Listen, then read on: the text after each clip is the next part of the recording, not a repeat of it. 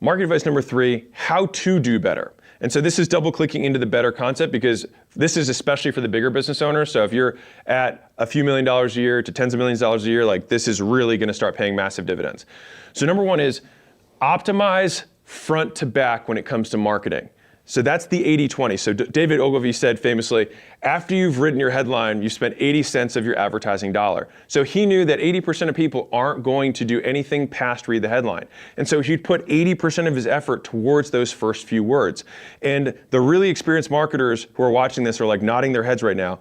The first 5 seconds, the headline, the packaging, in my history of the 13 years that I've been doing this, has only increased. I haven't even gotten to a sweet spot. They just continue to become more and more important in my mind because it's the frame through which everyone contextualizes what they're about to consume. Like we now have such great data, even across on the content side, that like if we have 2 different thumbnails, you can literally see the average view duration go up by 2 or 3 minutes sometimes simply by changing the thumb that people click before they watch the video. It's wild. And so the frame that people consume the content in has a massive impact on how effective it is. Now, I'll tell you a quick story to show you just how important this is. So a friend of mine, Dean, had this massive advertising campaign. And he had written a new book and he went on Larry King Live. And so he wanted to use the Larry King interview to advertise the book. And so he shot the whole interview and he basically wanted Larry King to introduce him in a cool way to make him, sound cool, of course, and like he would laugh if I'm telling the story now. And so he knew that the ad was killer, and so he ran it. Spent $250,000 and nothing came back. And he was like, "What's going on? Like I know this ad's a killer. Like what's happening?" So he went back through his old history of ads, and he looked at the top performing ads he'd ever done. And as soon as he started watching, he realized that he missed the hook, that the hook was wrong. And so he flew Larry King back out. He paid him again. They set up a whole new set again just to re-record the first 30 seconds. And so they re-recorded the first 30 seconds with the hour-long interview and then reran the infomercial and did $100 million in sales. And so when I heard that story, I was like, this is why the first 5 seconds, the headline, the hook is so important. I'll give you a content example of this. So I was invited to this content creator thing with all the top guys, probably 10 guys there. The lowest guy in the room was me, and the next lowest guy was at like 10 million plus subscribers only on YouTube. So they just had me there for entertainment, who knows. And I remember one of the guys had about 15 million subscribers, and he was pissed that this other content creator had basically copied his video, and the copied video had done better than his, like 3 times more. It got like 30 million views, and his got like 10 million views. And the main guy there, who had several hundred million subscribers across all his channels, was like, let's pop it in, let's roast it. And so they press play on the video, and 5 seconds in, he stops the video. He's like, dude, you didn't confirm the thumb. He's like, the headline and the first 5 seconds weren't confirmed. And he was like, I don't need to see any more. And he just walked out of the room. So when you're making your hooks, I call it a call out. So I'm reading page 136 from my book.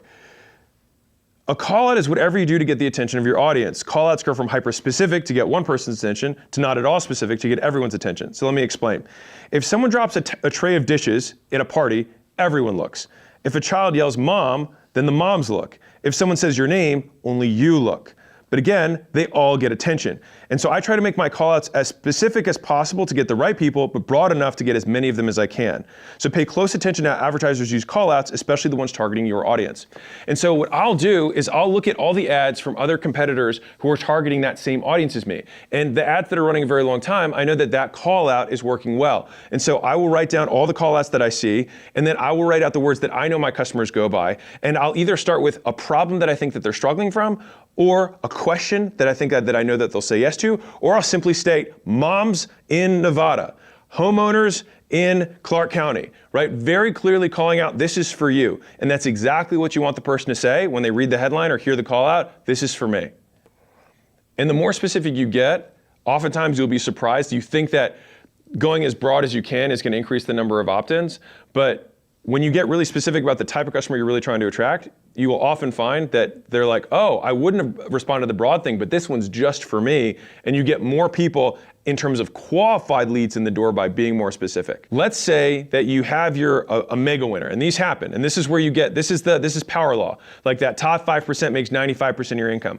Like we run all these ads to figure out which is the one ad that can sing and just crank and print money. Is that, let's say you've got a winning ad. So I had an ad at Gym Launch that actually the now president, Kale, made when he was a customer, of him in front of his gym, the gym being full, and his wife's next to him, and he's like, 6 months ago, I was working a full-time job in order to pay rent at this gym, and my wife was pregnant, and I had a 2-month-old, and I had no idea how I was gonna make ends meet. And then here we are 6 months later, the gym is full, it's completely outsourced, and I've already got an offer for $250,000 on the gym. If you've ever been worried, like, take the jump, just follow the process, it works, right? It was a very simple ad. But it murdered, it absolutely crushed. And so rather than say, wow, okay, well, that was nice. Let's try and do that. Let's try and get somebody else to say that. We took that and we squeezed the living life out of it. And so here's 10 things that I did to get more out of that ad. So one is I changed the color of the backgrounds, if I can do that, right? Or backdrops. Is there a way that we can record that ad with a different background or a different background color, like if you have a green screen? Second, are there different props that we can introduce that at? All right, so can we show stuff? Can we show visuals, or we can show physical props? 3, can we just reenact it? Or just say, hey, Kale, can you just do it again? Just literally do the same ad.